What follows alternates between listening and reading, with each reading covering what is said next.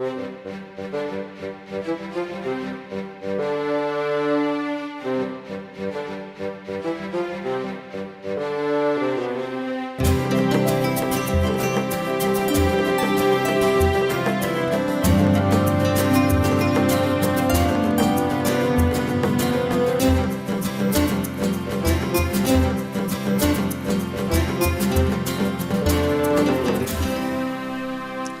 hello everybody. Welcome to our first June presentation this year. My name's Leanne Despotes, and I'm the president of the Historical Society.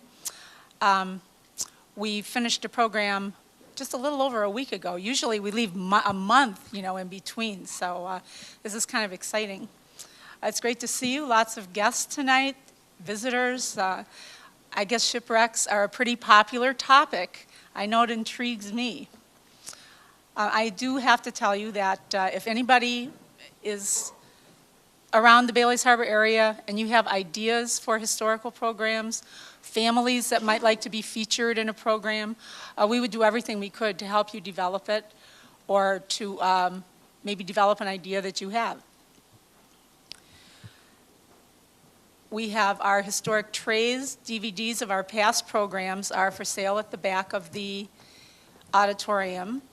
The trays are $22 and the DVDs are $15. If we have to mail them, $16. There are also some membership forms back there if you are interested in joining the Historical Society. As an individual, our rate for membership is $15, a family $25, business $50, and lifetime membership $150. And as I always say, if you're feeling really, really good, this could be a real deal. And I hope you all filled out a little slip of paper. We raffle off one of our past program DVDs each time we have a meeting, and we have a drawing at the end. So someone is going to be lucky to choose one of those. They get to choose whichever one they like. And I'm going to, when I finish here, I'm going to take our little sign-in sheet clipboard and ask you all to pass it around. And we really appreciate your signing in. I swear you will not be getting robocalls or anything like that. But it's important for us to be able to justify what we do. When we look for funding, writing grants, and so forth, organizations like to know that we're actually doing something, that the community is interested in and participating. And this is one of the best ways we have of showing that. Yes?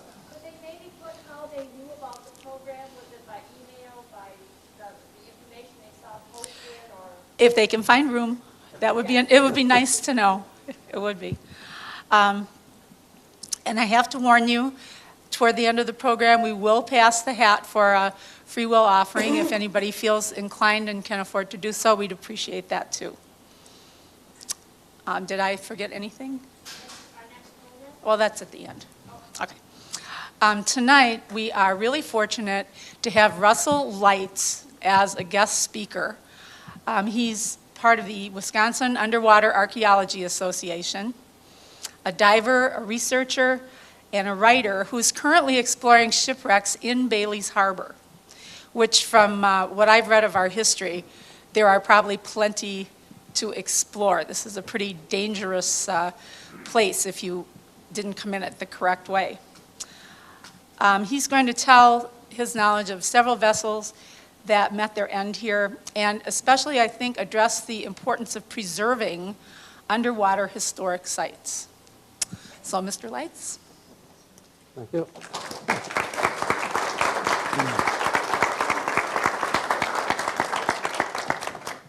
I got interested in the shipwrecks because, well, I started diving and I thought, well, gee, this sounds like it might be something interesting.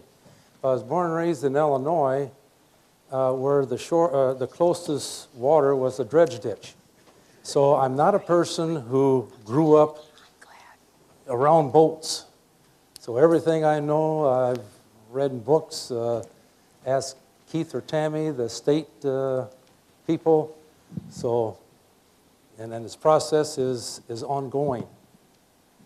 This is the organization I'm a member of, and our purpose, we're a nonprofit association of individuals interested in studying and preserving the underwater culture and resources in historical sites, Wisconsin. And of course, the big thing is that when you dive, the saying is that you take pictures and leave bubbles in, because you're not take up anything.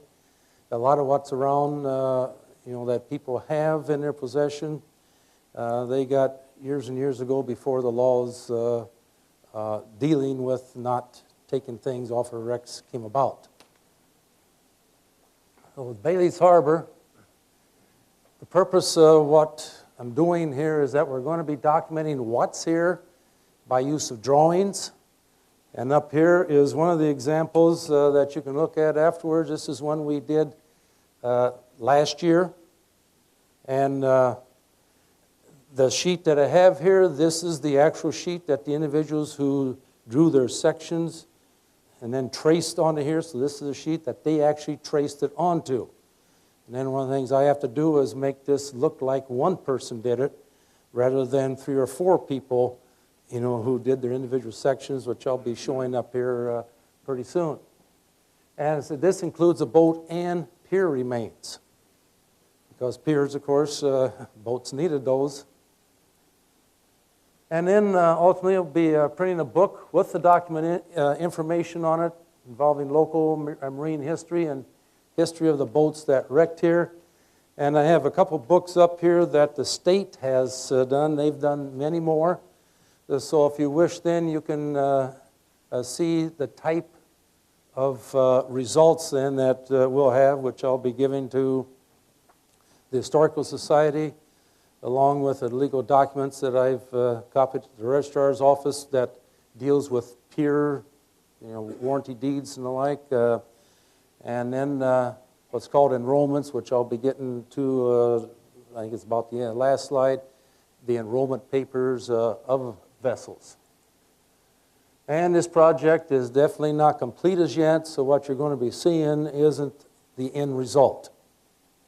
It's not the end result. Okay, the equipment bag. What the individuals take down when they go ahead and work.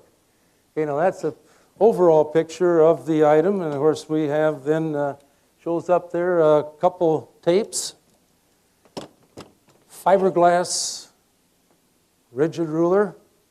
This works a lot easier than the flexible one, so that you don't have to, when you're measuring from a certain location, rigid one works beautifully then. Plumb bob, I put that on a reel, was when I assisted with the ECU.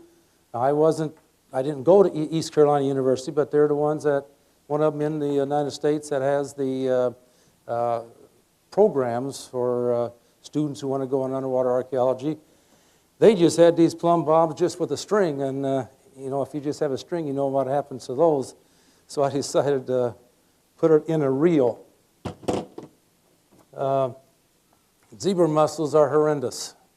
You can't even see, in many cases, what's underneath. So that's what that is. And then plastic clothespins to help hold the flexible tape onto cross lines. And shortly I'll be showing you where cross lines are at. Plastic because they do not float. The wooden ones would. And this is a 2-sided slate, which I have mylar paper in. What I have in these is for trilateration. Some of them, the sheet they would do their drawing on. But this one here that I have in is for trilateration. Of course, you can erase under the water if you think you made an error or whatever. You don't have to wait and get to the surface to do that. And then the bag, put the objects in. The smaller objects go in a little bag up here. And you can be looking at this then later on too. Okay, and this weekend is one of our project weekends, including the people who will be driving the boats. We'll be having 12 people here. On Friday, that's tomorrow, that's when I'll prepare the wrecks, what we're going to do. I'll get that prepared so that when they're here, they don't have to wait for me to, get lines and cross lines down. All right, here would be one of the site preparations where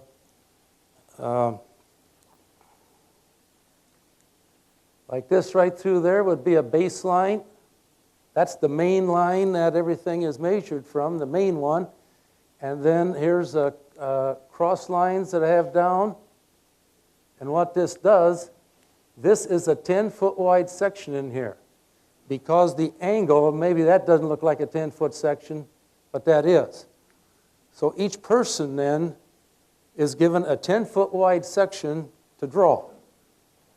And I have these cross lines. I put those down perpendicular to the baseline so that they can then not only measure from the baseline, but they can do the measurement from the cross line, which is what this person is doing here.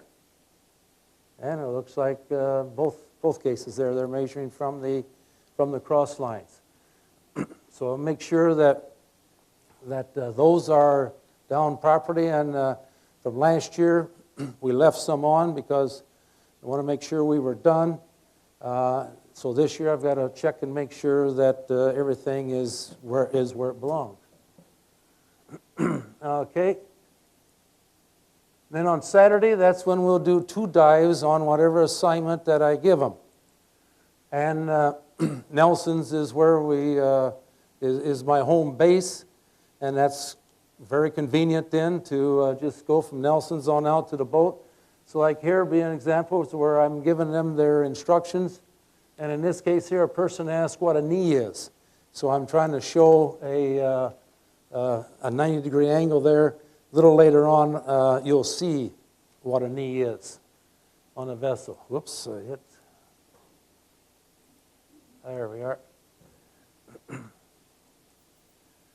Okay. So then on Saturday evening, that's when they take their drawings that they've been working on, and hopefully that they have their 10-foot section, but not always, but hopefully that they have their 10-foot section completed, so that then they'll first go ahead and touch up their drawings, maybe use a straight edge if they did some freehand work to assist in getting it straight, but they touch it up, and then they go ahead and trace it onto the paper using a light table. They draw on their 10-foot sections. And I just have some examples here of like how long it has taken some people. This one here, well, okay, the sheet that I've showed there, that's a portion of this one I have on the table. This is what I thought I'd put up next. This is one of the 2 drawings that this person did, and with the 2 drawings, it took them just a touch over 3 hours. They might say 3 hours and 1 minute I have down there. This is time off the boat and time back in the boat. Because we keep track of that, at least with the boat that I'm on. That's air in, air out. You know how much air you have in your sonar when you go in, how much air you have when you come back out. We record that. So that's where I got this information from. So this one and this drawing was done by the same person. Took them about 3 hours. The first dive they was in, I was kind of messing the person up a little bit because I was taking specific measurements, and the best place for those measurements happened to be in the area he was working. So I was stirring stuff up for him, so that kind of slowed him down a little bit. This person, in the same period of time, this is a 20-foot section here. Now, when they go and draw it, see, this is freehand in here. When they draw it, well, then these would be straight lines then. So this is just a sample of individual sheets that they have drawn underwater. Okay, in Bailey's Harbor, what's here? The information that I gathered comes from such places as the newspapers, lifesavers, and Coast Guard reports. And from that, this is where I've got, place these the best that I can. Now, this is where they wrecked, close. This isn't where wreckage is at. This is where they wrecked. And so, like, whoops, what happened to my, there we are. Now, this one, I haven't really, I've got it on here, but there's conflicting results between whether it actually is in the harbor, Bailey's Harbor, or whether it's just near Bailey's Harbor. And the south side, the reports, it didn't mention where it wrecked other than in Bailey's Harbor. Likewise with the two Cadies, it was beached, no mention of where. North Reef, this section here, these three vessels were said to have wrecked on the North Reef. And from the report, the Christina Nielsen should be on the south or east side of the North Reef, and the Joseph Cochran on the west side of the North Reef, while the Jeanette, it just said that it wrecked on the North Reef. So you can see now where I've got a lot of these marked. Now, this shows you where the present wreckage is located. Now, this isn't one piece per location. These two are, there's two pieces there. Number 7, there's 5, actually 6. I call it 5 sites because one site there has 2 side pieces laying on top of each other. And that one has 2 pieces. Number 6, there's 2 side pieces there. This is what is considered and is buoyed as the Nielsen. There's 3 pieces here, 1 and 1.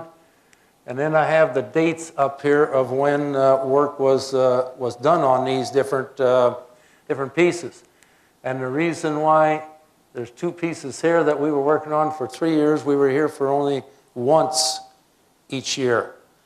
While the other years, WAA, we've been diving at least 2 different times a year, as a group 2 times. And then there's an individual that comes from Pennsylvania. He and I then dive at another time up here. Identifying the wreckage to the vessels. This is a jigsaw puzzle because where that group of 5 was at, there's only 2 of those pieces that I positively know came from the same wreck.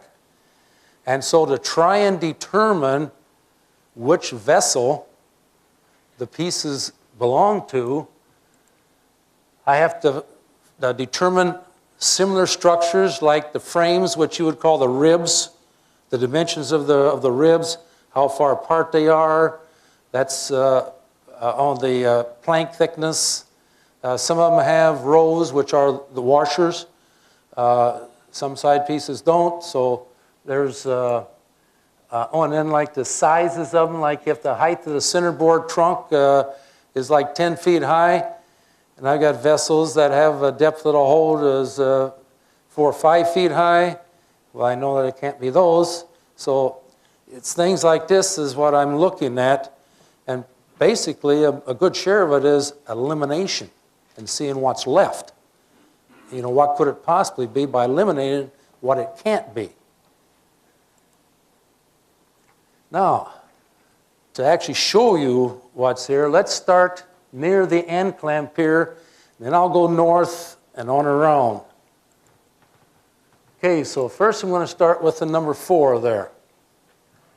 That's the Anclam wreck that the state drew, 1996.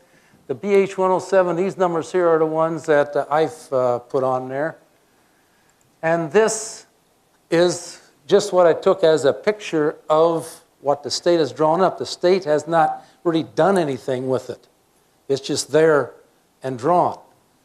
And so it's got the length of the main piece. That's this here. That's about 96 feet. I got that from using that, so that's why I said it's about. But practically all the wreck pieces are there, and of course the labels are a little fuzzy on here, but at least you can see that there's a lot of wreckage around there. This is the only wreck in Bailey's Harbor that has most of the vessel there. Okay, now I didn't miss 10. My intention is this isn't for 10. Because both Gary Nelson and a diver years back, Kim Stebefelt, both say that there is wreckage at that location. So maybe it's covered with sand now and will become uncovered, but both people have verified that there is wreckage there. Okay, now we'll go to number 10, which we haven't drawn as yet. That's one of the things we're going to be doing this weekend. So this is a aerial view. You can see here's the beach and here's the boat marina right there. That has sunk down in the sand far enough where all you see is the tops of the sides and the top of the centerboard trunk, which is right in the center there. That's that far down into the sand. Okay, next, number 8. There's 2 pieces there. We haven't drawn that because I've kept that, since that's in a very protected area, I'm keeping that to the end in case we get blown off of other locations. This is a picture by Jeff Stanley, who's here today, because this is off of his property. So you can see there's 2 pieces here, and in 2007 it was quite a bit out of the water. And when I was talking to him last Friday, he pointed out, and you could see that the water depth is such that the fasteners that are sticking up, you know, the rods and that are sticking up are sticking out of the water. So that's the depth of that. And that's north of the yacht club. Let's see, I don't know if yeah, see, right there's the yacht club. So that's north of the yacht club there. Okay, it's number 7. This is a group of, I call it 5 sites or 6 pieces, because in one site there's 2 side pieces that are laying on top of each other. I don't have anything to, or something to show you on all 5 of them. But let's see what, this here gives you an indication about how close they are. So this here is the transom. It's the transom. So then there's a side piece. One end was about 20 feet away and 36 feet towards the north. Another side piece, and the arrow represents the scaled length of the piece, of the pieces. Then 66 feet away, there's another, this is the one that has 2 side pieces kind of overlapping on top of each other. And another side piece over here. So you can see about how close together they are, and this is not one wreck.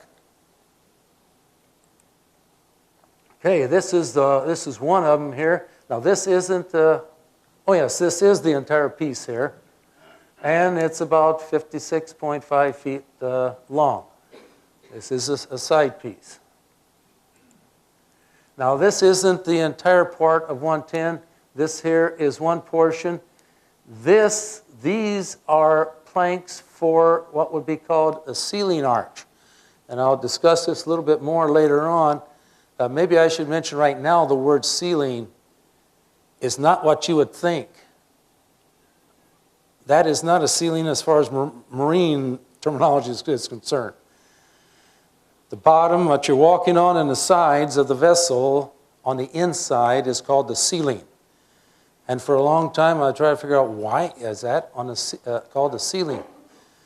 Well, I found out that the wood that is built, that's the frames and or the ribs, you know, that part is called the floor of the vessel, and that's not only on the bottom, but that part, the frames go up the side. And so, since that is called the floor, then that's how come the planks on top are called the ceiling. And the ceiling arches are for support. And there's another side piece over here that is overlapping that. Oh, and Greg Kent is here today in the back standing up. He's the one that's trying to get the mosaics made, which is really helpful. I took out the individual drawings in some of the cases and put his mosaics in. And it said that's about 46 feet long. Oh, I didn't measure. That's right. I was going to measure the width. Anybody know what the width of this room is, to give you an idea of how long these pieces are? You know, maybe you can imagine now, because I was going to do that so that you could just, you know, see just how, you know, comparison, how big some of these pieces are. Yeah, Greg? About 40 feet, something like that. Okay, approximately 40 feet long. So, whoops, so the one I had up there, this portion of this piece here is a little bit longer than the width of this room here. Okay, that's the transom, which is up off the floor, or of the, or I might say the bottom of the bay. Probably never will know which vessel that one came from. And this is the piece. Now, the 29 feet, this piece here, since we drew, has been broken. This piece originally went straight out there. And maybe you can kind of see a little different coloration right through there. That's where it was laying. So since we originally drawn between that time and when Greg took the pictures, that plank has been broken. And so the 29 feet counts from here, which would be to the end of that sticking out. Okay, now here I have an enlarged a knee, because this other one right here is a knee. You see how it's located on the side piece here. This is enlargement. So on top of this, that's where the beam for the deck would have been on. And that's what supported it. And the dimensions of this would have varied, but this dimension probably anywhere from like 3.5 to 4 feet, in this direction, and coming out in this direction, roughly 3 feet. They varied for the different vessels. But that supported the deck beams.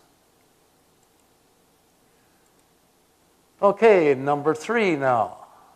2 pieces there. One is a side piece. That's this one. And right here is a ceiling arch. You can see the planks are there's a group of them there side by side. And that's to support the vessel. In Bailey's Harbor, presently this is the only place in Wisconsin waters that we know of that has regular ceiling arches on wrecks. There's 2 other wrecks in Wisconsin that have the inverted ceiling arches. The Carrington and Meridian. Well, it's by inverted, on the ends of the vessel, then it would go downward. The inverted ceiling arch. These are going in that way, so in the center of the vessel, on the side, the ceiling arches are on the side then, the center is where the high point is. And so with the arch being in that shape, it's supporting the center of the vessel. So the center doesn't sag. The inverted arches then are supporting the ends of the vessel. So that you don't have a vessel then that ends up what would be called hogging. Sometimes hogging is used for both terms, but technically the hogging would be in that shape. And of course, if any of you have ever raised hogs, well, you know theologically what a hog shape looks like.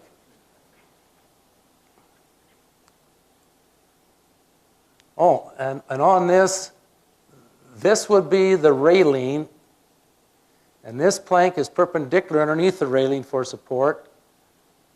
And this then would be what would be called a cover board when you have the, whoops, back up one here. When you have the outside and the inside of the vessel, you got the frame inside, but you got to put something over top of that to keep the water going down in between. Well, that's called the cover board. So that's what this, so you're looking at it on its edge. Okay, this is site 106. This is a centerboard trunk. And this part was literally ripped right out of here. That's where it should go when you put it in its place. And it's got like keelson sticking out in this area. And, well, the pocket piece, that's what it's called. The frames are what you call the ribs. That's where they go into, where you see those notches. And I wouldn't have known this, but I had Keith just a few years ago, had Keith and Tammy out diving on different pieces because I had lots of questions. But remember, I'm not a nautical background person. So I bring them out, I ask them questions, they went down, and Keith told me that, did you realize that those are ceiling arch planks? So this is on the bottom of the vessel, so this went from the bottom, then went up the sides.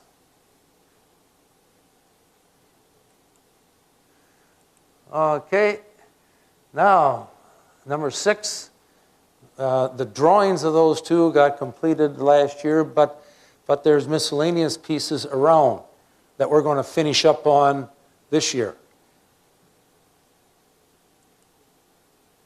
And that shows one, and you can see that the baseline is still, was on it when we took the pictures, and I think there's a cross line, another cross line.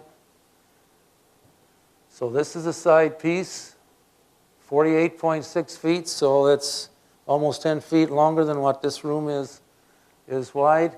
And that does not count this plank here, that 48.6 feet. That hasn't been drawn on the other site. And this one here, now the reason why this says 45 feet long, you might say, well, how can that be? That's 10 feet. Where do you get 45? Well, it doesn't show it on here, but there's, golly, 4, 5, 6 planks, something like that, that continue out. And those planks would have been the outer planking. That's why, when debris, sometimes that'll be covered up. So that's where the 45 feet, they're sticking way out here. Okay, and this is the one that is presently labeled as the Christina Nielsen. And this is the one that the state has plastic information, plastic a piece with information on it that divers can take down. And some of these are in the marina. John has them there, the harbor master. But you can see it's got the information. Divers can take this down then. And I just made a copy off of that. And that's approximately 130 feet long. Okay, now we go back into the cove. We're getting back into the shallow area where the deepest wreck, well, the depth varies, depends upon year to year, but when we worked on it in 2003, at the worst, you would tip up on your fins to get your head out of the water. Most cases, you didn't even have to do that. So it's kind of a joke, like if you have a question, stand up. So, okay, so there's 3 pieces there that we worked on in 2003. Now to show you where these are located. Right there, that's the birdcage lighthouse. And that there would be representing the where the Nielsen is buoyed. This is what would be considered 103. That's the bottom of a vessel. This one here, this area right over here, is a centerboard trunk. And this is also a bottom of a vessel, but not much. Most of it is under the sand. And this is a long side piece. And this one doesn't show up too much, but I found this one by going online and looking at like live maps, which I think now is called Bing Maps. And it showed up better there than what it is here. And so went out and checked. Sure enough, there was another piece. I think that was year before last, I think, when we discovered that one. And that one last year we drew. Okay, so that's, you can see the location. Okay, so at 101, you can see that that's got the most complete ceiling arch on it of any of them. This is a rail cap, so this is the top of the side. That's the top. And the overall length, 111 feet from here to the far end. And the outer planking is what would hold that part together. So this is actually one piece in there. Oh, nib scarf, maybe you have a question on that. That's a terminology for a splice, one kind of a splice. Because on the sides, just doing what they call a butt scarf, which most of you, if you've carpentered, the kind of splice that you would have. You just saw the ends of the board off, butt them against each other. Okay, that would be called a butt scarf. That would be on the bottom, so scarf, splice. But on the sides, let's see, if this is a plank going this way, then the nib scarf, which is a very common one, again, the dimensions vary a little bit. So like on one side, this would come down like maybe a couple inches and then go across diagonally until it's about 2 inches from the other side of the plank, and then that would cut down perpendicular. So the nib scarf then, from the outside, you go down a couple inches, diagonally across, then down a couple more inches. And this is done on the sides because that aids in supporting or keeping the vessel from, from twisting. And this is the one with the centerboard trunk and some of the other pieces sticking out. Of course, this is broke off from that since it's not in a continuous line. But this is a very high centerboard trunk. There's only 2 vessels that have wrecked here that could have come out of that one. Okay, that's 95.4 feet going across. So from here to here, that's more than doubled, getting close to 2.5 times the width of this room then. This is 83 feet. This is the one that's the closest to the lighthouse there. And this is all together. It just doesn't show it here because of debris covering the outer plankings here. But the keelson, see, the keel would be on the outside. The keelson is like inside the vessel. And sister keelsons are then, this case, are on each side of it. All 3 are identical dimensions. Right there is the mast step for the mast. So, okay, now one of them we drew last year. That's 57.4 feet. That's the one I have laying up here. And the 54.7 goes from here to this end, not this loose piece that's laying out there. That's not part of what I took as the measurement there. And again, this here, now you can't really see, there's not many of the bulwark stanchions that support the railing that are here anymore. But this is the railing, the top of it, rail cap. Now this right here, it's broken off. This plank is broken off a little bit here. It's what's called a belaying pin rack. And what these pins right across here would be an example where they're at. And the pins would be down in there that hold the lines that go up to the sail. So that one has that particular rack on it. I didn't know what it was. As I said, I asked questions, so I took pictures. I got all the dimensions, drew it, emailed it to Keith, and probably in about an hour later, I got the message back. He said, that's what it is. So that's how I learned. And number 5. This, I took a picture of the drawing because they haven't done anything more. This is 116.9 feet long. And this one, these are all nib scarfs in there. Nib scarfs, I mentioned about that. They're angled across there. And something a little humorous, at least for me, hopefully it'll be, understand this a little bit. When I had Keith and Tammy dive out here, because I had all kinds of questions, the day before they came out to dive, a fellow from Matt Carter from New Zealand, who was here on a Rolex Scholar, he's an underwater archaeologist from New Zealand, and this was the first wreck that piece of wreckage that he dove on in Bailey's Harbor, and he came up and he says, up to this point, he says, that's the most complete piece of wreckage I have ever seen. And of course, the reason, if you don't understand why, when you're out in the ocean, the salt water and the worms mainly, it's gone. It's gone. So at New Zealand, they don't have the fresh water to preserve the vessels. And of course, while he was here for quite a period of time, Keith and Tammy took him to all kinds of vessels. So like the Ralph Simmons, he dove on that. So he actually then ended up seeing vessels where sides were attached, so he was down at depths where he could see vessels, sides attached and like, and of course he was on seventh heaven. Man, never seen anything like that before, even though he was an underwater archaeologist. Why do the vessels wreck here? Now, one of the things I want to show you is the time of the year that most of them wrecked.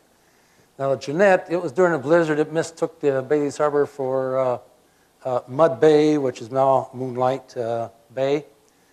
But that was in April, so that was kind of an odd period of time, but way back in 51. Now here's October at the end, almost November, here for shelter. September, almost October. October, almost November. October, and after, latter part, November. December. Oh, that's right. If I back up. Warren. It wrecked here. The Free Democrat was here to salvage wood from the wreckage of the Warren and wrecked here. So, but that was December then. Okay, October, December. Now the Emmeline, that actually capsized out in the lake and was brought into Bailey's Harbor to right. Obviously it was unsuccessful because it ended up wrecking here. But you can see the time of the year that practically all of them wrecked in here. You perhaps have heard the term the gales of November. Well, a good share of those were in October, but the latter part of October. So it's the time of the year when the storms come up, because one of the articles I read in the Door County Advocate said that Bailey's Harbor was the only harbor of refuge north of Milwaukee. And so if there was, that was in the Door County Advocate. So, I mean, that's what was written in there. The only harbor of refuge north of Milwaukee. And so a lot of the vessels, came in here if there was a storm for protection. Okay, there's another one, October. Oh, and Peoria, November. Now the Pathfinder, that one hit a rock. Punched a hole in the bottom, so the storm didn't do it in. It just, hit a rock, punched a hole in the bottom. The Master, of course, in 1929. 7 of those were in here for shelter, 2 of them for miscellaneous, like the Emmeline, to be righted, and then 5 of them were here for business. There were 47 so far. There were 47 other vessels that wrecked in Bailey's Harbor that I've been able to document, but were recovered. So we add that to the 14th, maybe the 15th, because the Bell, there's conflicting reports as to whether that wrecked in Bailey's Harbor or outside of Bailey's Harbor. But one of the things that I hadn't realized, and all of a sudden it hit me in the reading, is that sometimes they'll say 1 or 2 miles from Bailey's Harbor that it wrecked, and my thought has been the harbor of Bailey's Harbor. And when I looked a little more closely, no. They were talking in those cases about the village of Bailey's Harbor, a distance, how far away. So that's something that I've got to watch out for when I'm reading things, the village, or is it the bay? And see, Green Bay, that was something in the Door County Advocate when I was researching there that I had to watch out for too. Are they talking about the city of Green Bay, or are they talking about the bay of Green Bay? Because how things are written, it could have been either one. And one of the things that I found out was that the Door County Advocate was capitalizing it if it was a city, and lowercase if it was the harbor, or not the harbor, the the bay of Green Bay.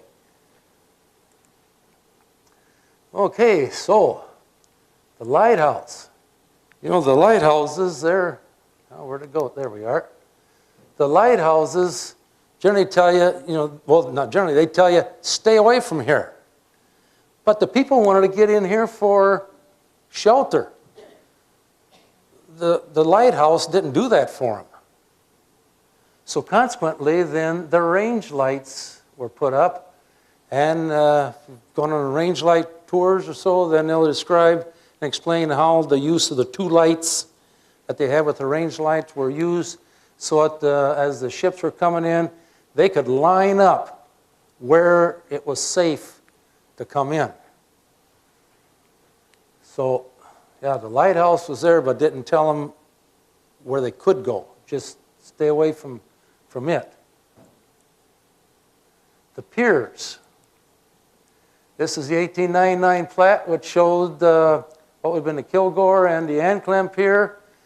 Through legal documents, I have proven and other means that somewhere in this area is the Higgins Pier. The Kalmbach is someplace along the east coast, possibly where, because they were fishermen, so that's possibly where the dock is presently located for the fishermen. And let's see, the Kilgore's Pier. Built by Moses Kilmore by 1860, and that's Manitowoc Pilot, is where I got that information from. On October 6th, via legal documents from the registrar's office, it says October 6th, 1881, the Kilgore Pier was sold to Chipman and Reeser. October 30th, 1886, it was sold to Jacob and Annie, I don't know, is that pronounced Braun? Brand, okay, Brand. And then it passed through the Brand family, you know, because it stayed in the Brand family for a long time. And then February 21st, 1992, it sold the property to the Lowrys. The Anclam Pier, probably built by a Waltman, date unknown. The reason why I say probably, I have, through legal documents, determined the sequence of ownership of the property from when it was purchased from the government. And there was many years that it was in possession first of Fred and then of Augusta, I guess is Waltman. And the first time the name Pier comes up in the legal documents is when Augusta Waltman sold it to John Anclam. That's the first time that, you know, in legal documents the word Pier showed up. So it's probably built by one of either Fred or Augusta Waltman. Okay, and then in 1948, Frances, who was the widow, sold it to the Bailey's Harbor Yacht Club. And then August 27th of 54, the Yacht Club sold it to the town of Bailey's Harbor. Higgins Pier. According to the Door County Advocate, it was built by Higgins in 1866.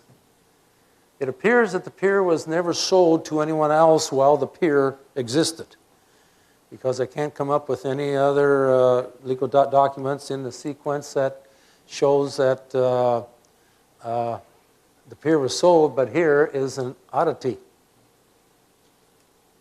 A 30 by 50 piece of property, 30 feet south of the pier, was sold to the U.S. for a life-saving station.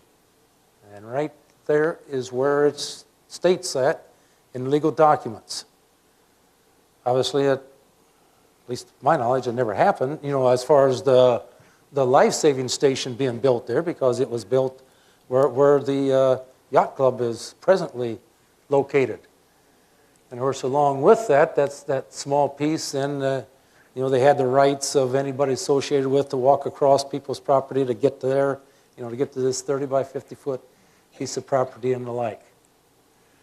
Okay, with this dock, it's near the life-saving station, and in the newspaper it said that you know, it gave the dimensions here, that it was built of stone.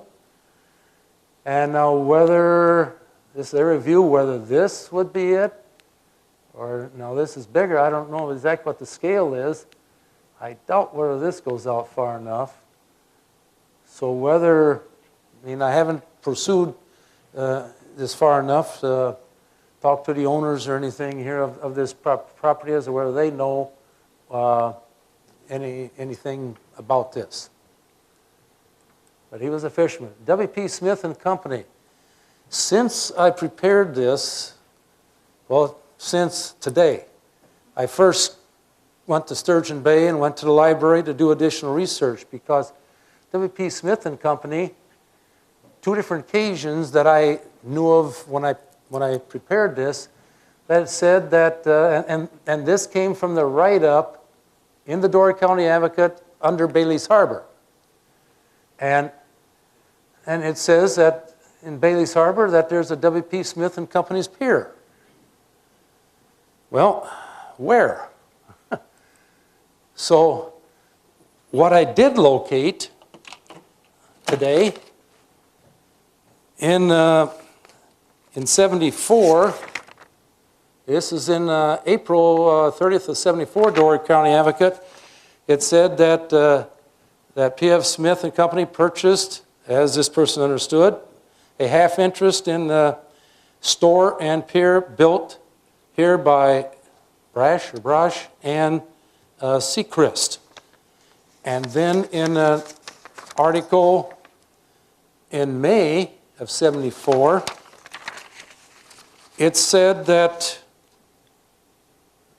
this deals with W.P. Smith and Company are repairing their pier. Last Monday, an attempt was made to raise the schooner Illinois, which ran ashore and sank near Smith's Pier during the gale of October. Well, I called up a friend because I thought for sure that he knew where the Illinois was wrecked. And I need to do more verification of this, but he says that it's a creek just south. That's got to be Hines Creek. So apparently, which I have to do some more work of verifying, apparently that must be where this particular pier is located. That is in the township of Bailey's Harbor. So maybe that's how come it was written in under news from Bailey's Harbor. So that would make sense, but I've got to do more research for verification. Okay, so ruins, again, I put this up thinking that maybe that was W.P. Smith's location, but I don't think it is. Now, this name has come up in history. Well, I've gone ahead and researched, it says lots 3 and 4, it says in the village of Bailey's Harbor where it now stands, that he supposedly was starting to build a pier and then got out more lumber to do that. Well,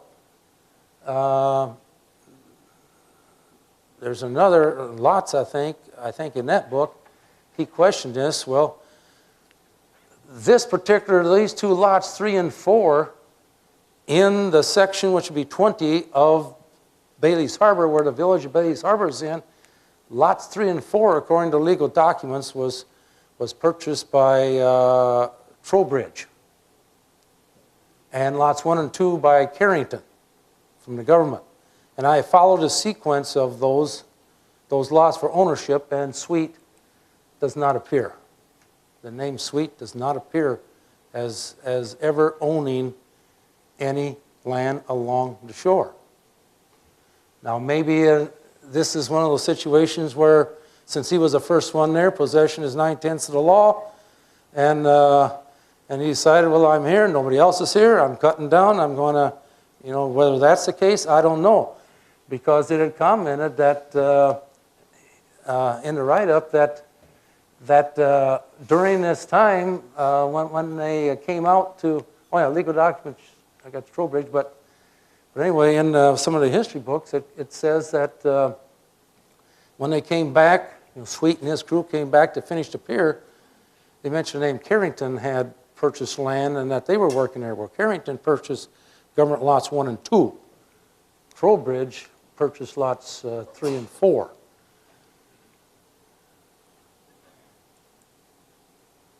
And as I said, I can't find Ellison Sweet in anything. Okay, now for vessels. Vessel enrollments. That's like your title for your car. I've got an example of that particular vessel enrollment here. But that goes over things such as who the owner is, or maybe owners, because there was more than one says together with, so there's more than one person that owns this vessel. It mentioned like how much of the vessel each person owns. They'll have in here who built it, where it was built. Was built at Milwaukee. Dimensions, different information about it. It was a schooner, stern. It had a figurehead. So you can look at what an example of a vessel enrollment looks like. And then these enrollments, like if it changed owners, of course, then it was surrendered and a new one was made. If the master was changed, it was surrendered, a new one was made. If their sheets that they filled out got full, then it was surrendered and a new one was made. And so, that's why this one has quite a few sheets, different sheets to it. And some of them have about 3, 4, 5 times as many sheets as what this particular one has. So, it's time for questions then.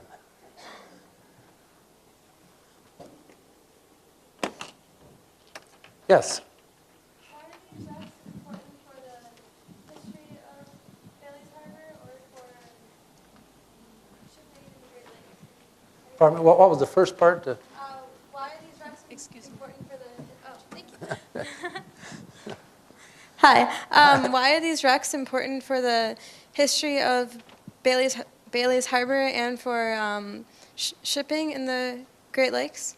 Okay, well, the vessels, at that time, that's how everything was transported, because it wasn't for train. And to go along with the importance or what their function, what individual vessels, what their functions were in the development of this country, that was one of the reasons why I've developed a database for the Door County Advocate, and I have other databases. And what these databases, the Door County Advocate one, which has a Manitowoc pilot on it also, that's online. I have developed some others that I haven't quite finished, but the point of the databases is so that if an individual wants to look up more information about a vessel, then they can go online, and the one that's online just tells you the date, the year, and the page. The other ones I got the column in there too, and there's a little bit of information about it, about what's there.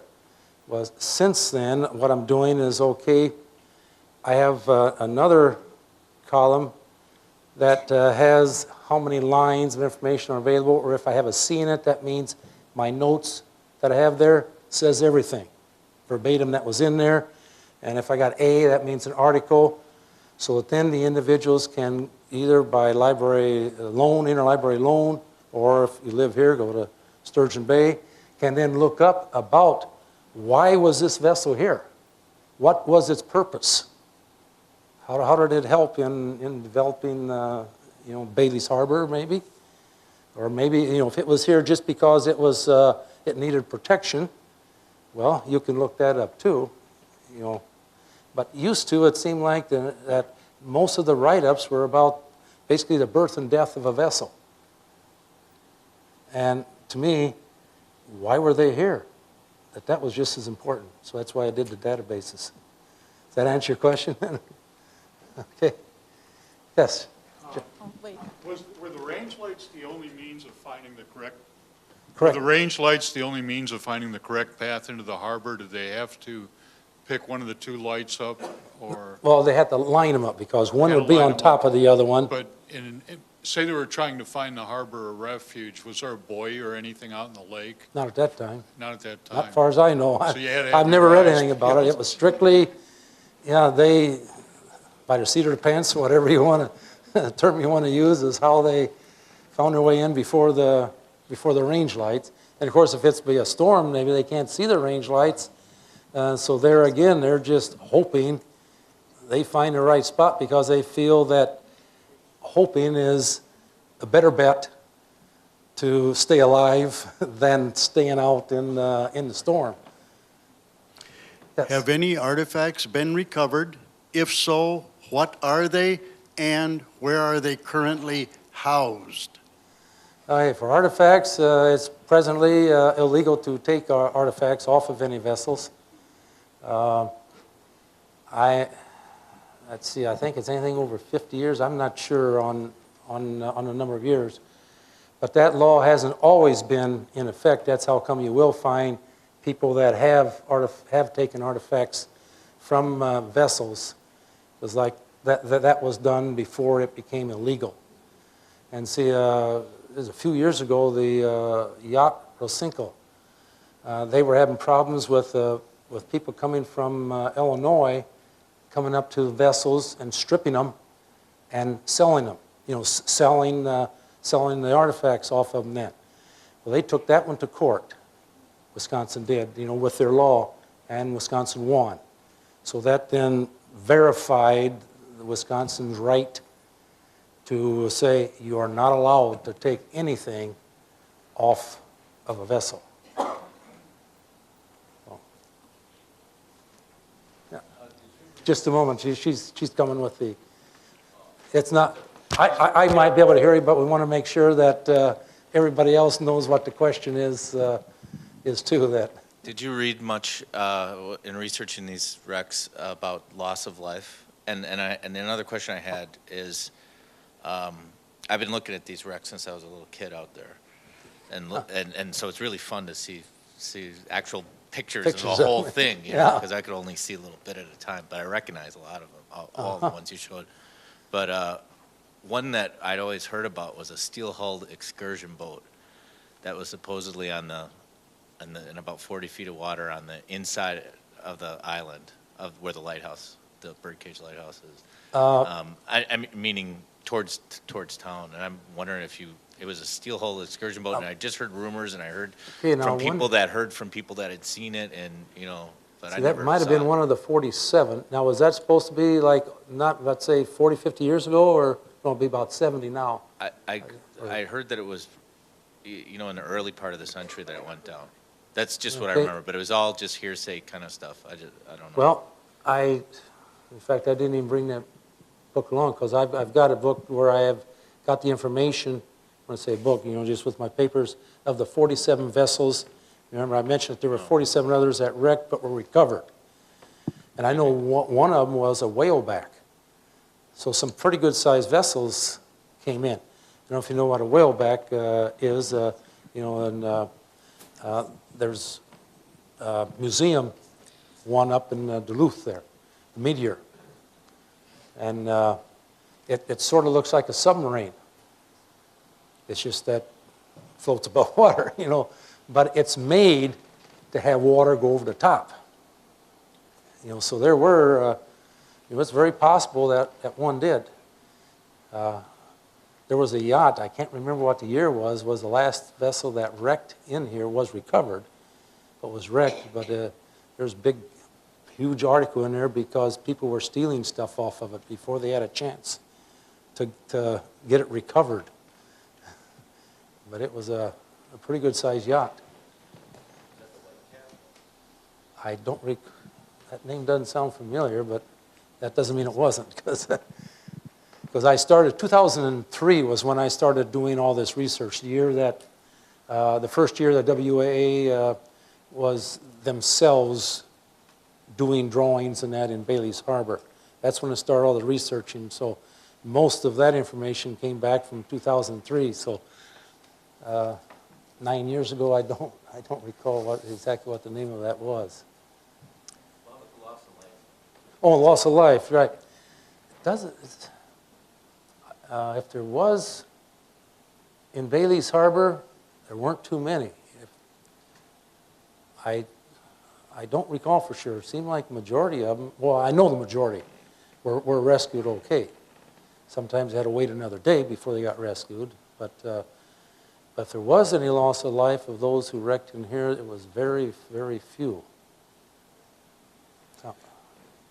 Question, do you have any information about the bays north of here, like Moonlight Bay now, or Mud Bay, North Bay, Roberts Okay, Bay? just from my recollection, let's see if I remember, because I helped And the one in Moonlight Bay, the Ebenezer, right at the end of its documentation, help with that, the Toff Point. It's the Ebenezer. In North Bay, there's the Boaz, which is close to shore, North Shore, and Chermanuska, about further in, but about in the middle of North Bay. And I think that's it for those two. So, yes? Your organization, can you touch on that, your WA, whatever that is? Yeah, Wisconsin, we're just It's not a state organization. No, it's not a state. Oh, maybe I should mention how it started. Dave Cooper was the first state underwater archaeologist. In other words, he had almost no funds. He needed volunteers. In came WAA. So WAA originated to help him out. And then, and so about 100% of WAA's diving on shipwrecks occurred to help the state out. Okay, but now in recent years, the state's doing work in deeper and deeper and deeper water, so that kind of left our members out. Not that we don't have members that could go down, but basically for a good share of our members, including myself, that eliminated us from helping on their deep wrecks. I still help the state on their shallow ones. So, This is voluntary? voluntary, yes, yeah. And so, since the state has been going down real deep, okay, now WUA is starting to do their own. And clay banks, we have that. That's a 7-mile area that I have researched extensively, and then I turn it over to Dick Boyd, my information, because he's the one that's kind of organizing that in our clay banks area. Presently, that's lined up, so you can go online, and the booklet is on there, so that if somebody wants to, just for a day, wants to go out and dive and wants to go look for something, help us out, see if they can find pure remnants or whatever, that's set up presently in that manner.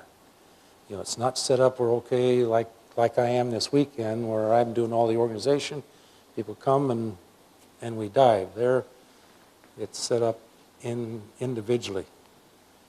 And then around the Milwaukee area came Stebefelt. He had completed the fireboat documentation recently, and he's now on the Norlon, which was the Francis Hinton. So it's just recently that WUA has actually themselves started to do the documentations and drawings. Normally, you're doing it just for one vessel. That's why this is so huge, because I'm talking about 14 vessels that I have documented, possibly that 15th one, that wrecked here. And with all these pieces, Could I ask a question? Sure. Is, for the small relative area that we were talking about here, just inside this harbor, Yeah. is this an extraordinary number of shipwrecks, or is this something that you find sort of everywhere? Well, I think in this close of an area, Wisconsin has hundreds and hundreds, Oh, I'm all sure total of it's shipwrecks, littered but from north to south. But in this small of an area, and I feel that Bailey's Harbor here, for where you can see, like the Anclam wreck has one centerboard trunk that's vertically standing, another one that's at an angle. We've got 2 other centerboard trunks. We got the pieces with the ceiling arches, which I said, the regular shaped ceiling arch. Presently, no place else in the state of Wisconsin has any wreckage that has that on it. I think that Bailey's Harbor is a unique area. Now, when I say that, the ceiling arches, if you have steamships, you see those arches that go way up. Okay, I'm talking about, ceiling arches for schooners here. No. Anything else? Yes. Why do you think? Okay.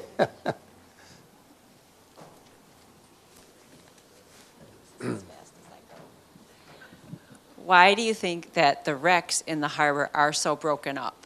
Shallow.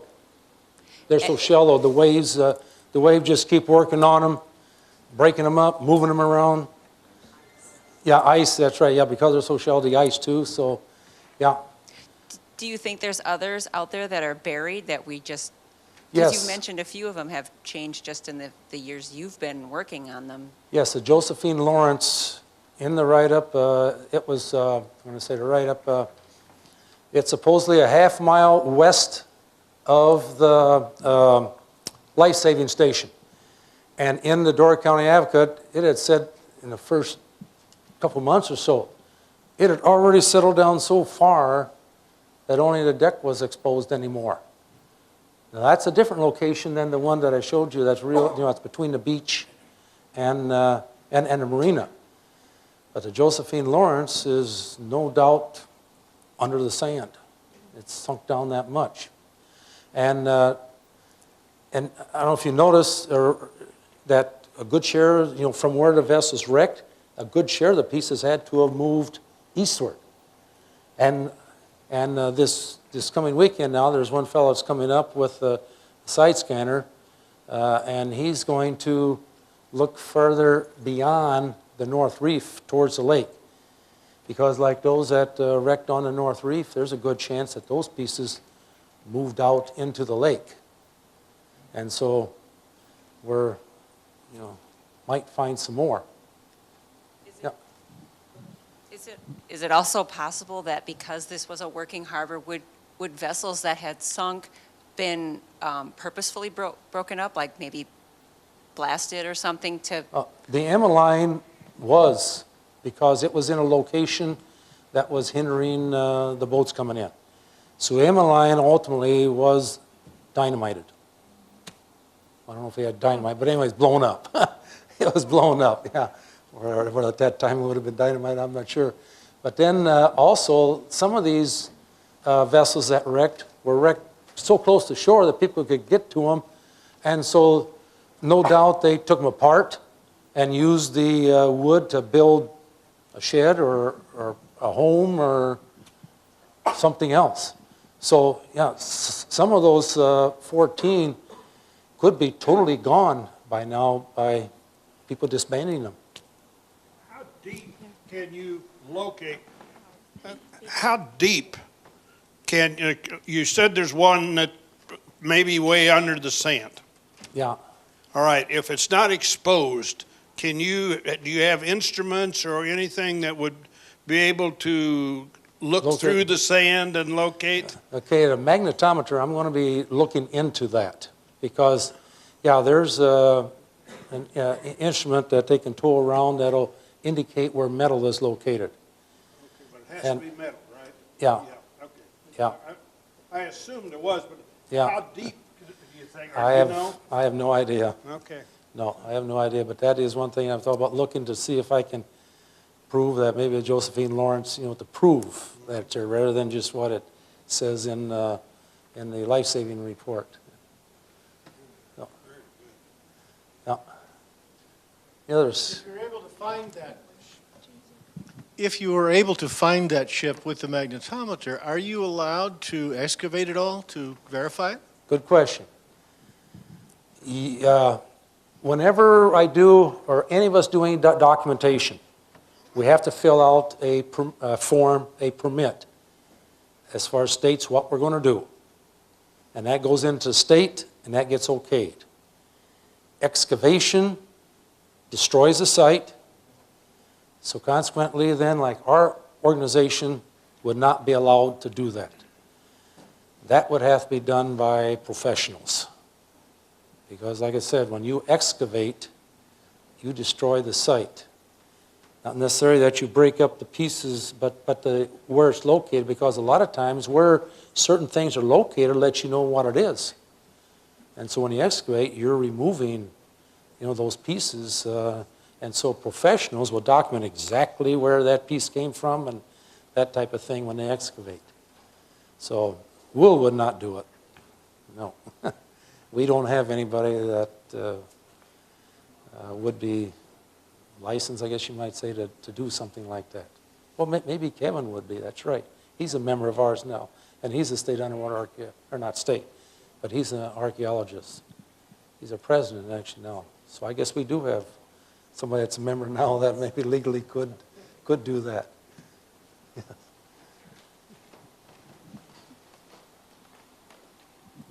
This is just a trivia question.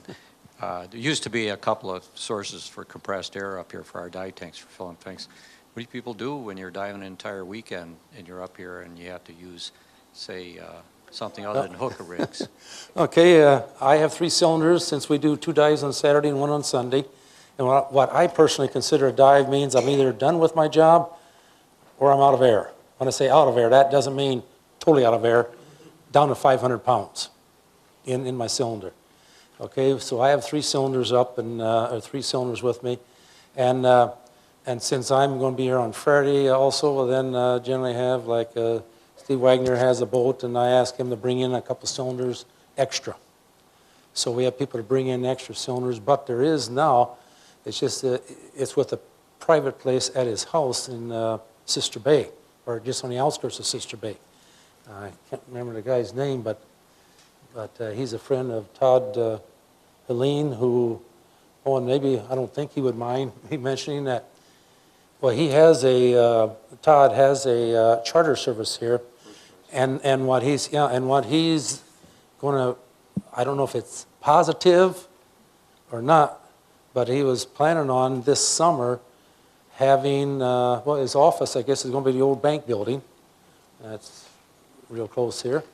And he's planning on purchasing what would be called glass-bottom kayaks and have tours that he would give using his kayaks to take people around to see the wrecks. So, and his buddy, his friend is the one that now fills there. Used to, Jim Robinson up in, Gills Rock could, but then he's no longer doing it. So, yeah, the air is a problem. That's why we bring plenty of cylinders. I want to throw in just, when you talk about Todd, this I think is sort of a cute little anecdote.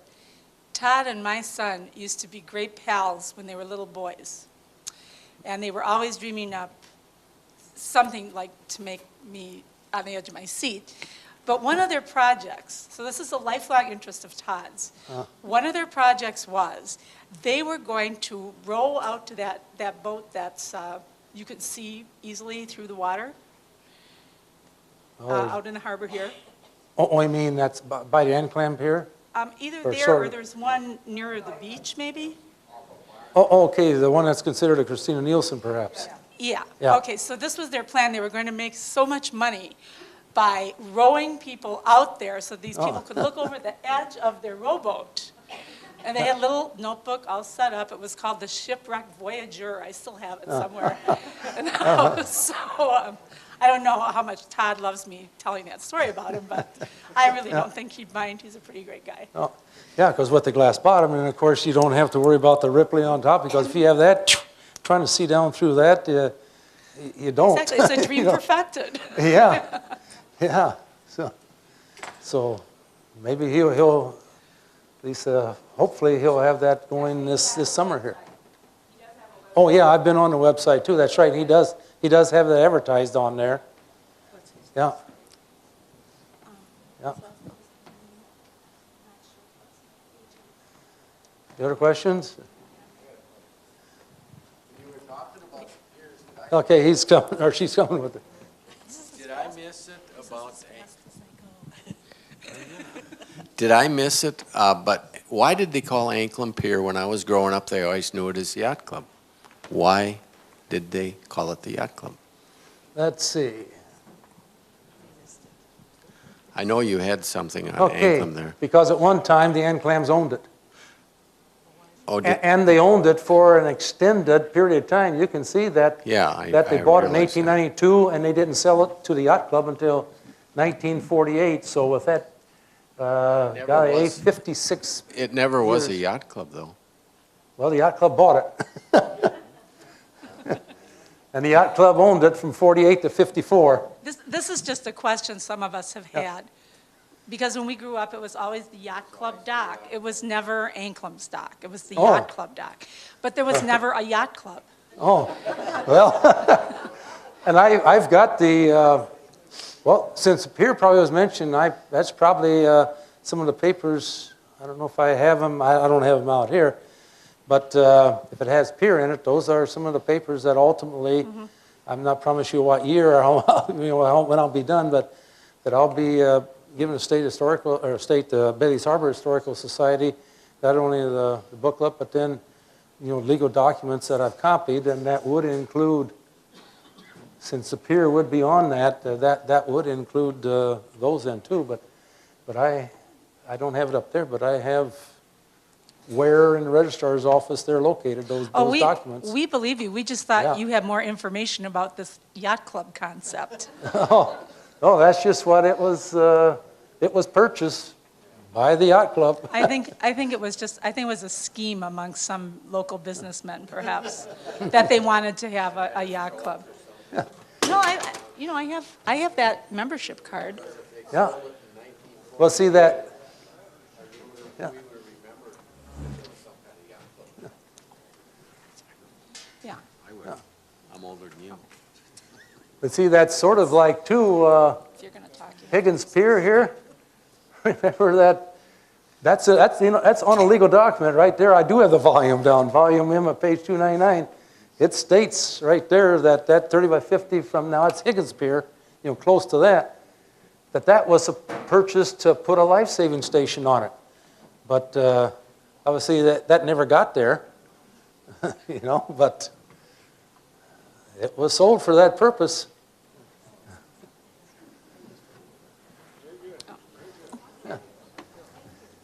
Very much. Thanks for coming. And if anybody has any information for me to help me out, please let me know.